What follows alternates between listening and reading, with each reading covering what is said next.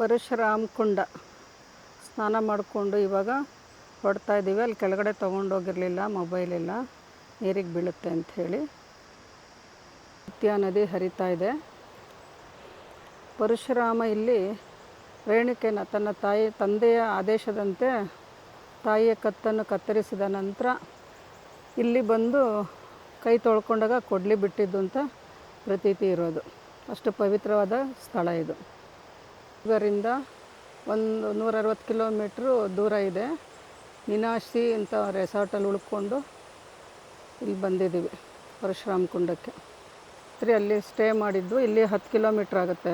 ನಾವು home stay ಇದ್ವಲ್ಲ, ಅಲ್ಲಿಂದ ಇಲ್ಲಿಗೆ, ಆ ಸ್ಥಳದಿಂದ ಇಲ್ಲಿಗೆ ಬೆಳಗ್ಗೆ ಎದ್ದು ಬಂದು ಸ್ನಾನ ಮಾಡಿದ್ದೀವಿ. ಬ್ರಿಡ್ಜ್. ಶಿವ.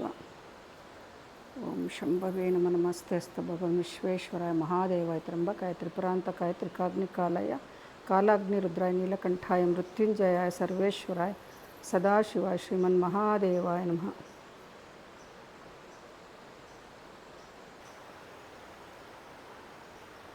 ದುರ್ಗಾ.